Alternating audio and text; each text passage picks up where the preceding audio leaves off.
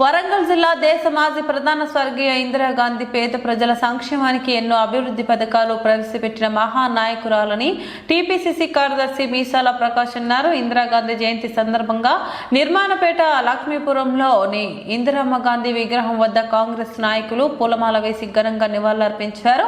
ఈ కార్యక్రమంలో టీపీసీసీ కార్యదర్శి మీసాల ప్రకాష్, రాష్ట్ర నాయకులు భాష్పాక సదానందం, స్థానిక కార్పొరేటర్ చింతాకుల అనిల్, మాజీ కార్పొరేటర్ జారతి రమేష్, నాయకులు లాజర్, మంద శ్రీనివాస్, నాగరాజు, మహిళా నాయకురాలు గుండా శారద తదితరులు పాల్గొన్నారు. ఈ సందర్భంగా మాట్లాడుతూ మీసాల ప్రకాష్ ఇందిరాగాంధీ దేశ పేదల కోసం అనేక సంక్షేమ కార్యక్రమాలు చేపట్టి అభివృద్ధికి కృషి చేసిన మహానేత అని పేర్కొన్నారు.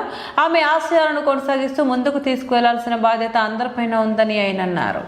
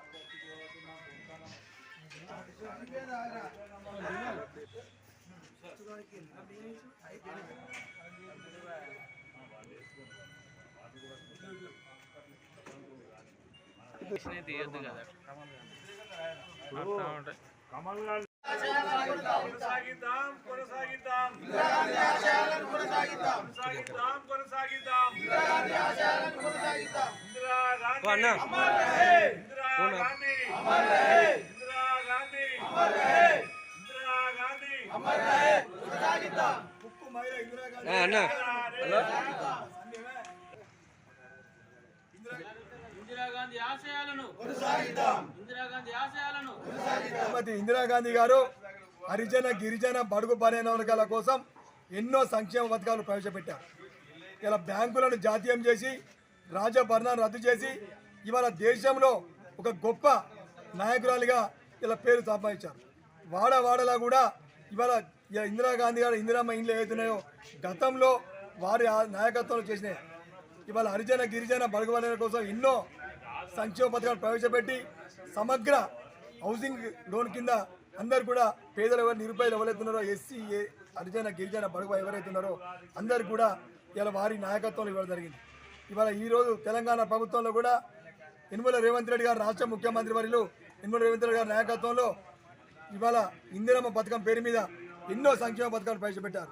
ఈరోజు ఇవాళ మా మహిళా సోదరిమణులకు, డాక్టర్ సంఘాలకు ఇలా చీరల పంపిణీ కార్యక్రమం ఈరోజు హైదరాబాద్లో ముఖ్యమంత్రి వర్యులు రేవంత్ రెడ్డి గారి నాయకత్వంలో ఇలా ప్రారంభించడం జరిగింది.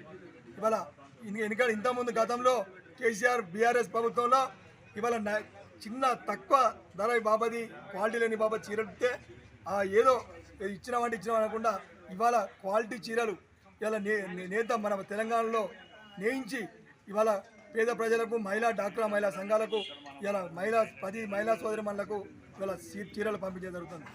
మరి ముఖ్యంగా ఏంటంటే గతంలో బీఆర్ఎస్ ప్రభుత్వం ఎవరైతే మనకు సేవ చేసిన నాయకులు అందరూ కూడా విస్మరించిళ్ళు. ఇవాళ తెలంగాణ ప్రభుత్వం, కాంగ్రెస్ ప్రభుత్వం వచ్చిన తర్వాత ఇలా మహిళా సంఘాల పేరు మీద ఇలా బస్సులే, ఆర్టీసీ బస్సులే కానీ, ప్రైవేట్ అద్దె బస్సులే కానీ ఇలా మహిళలకు ఎన్నో సంక్షేమ పథకాలు ప్రవేశపెట్టా ఉన్నారు రేవంత్ రెడ్డి గారు.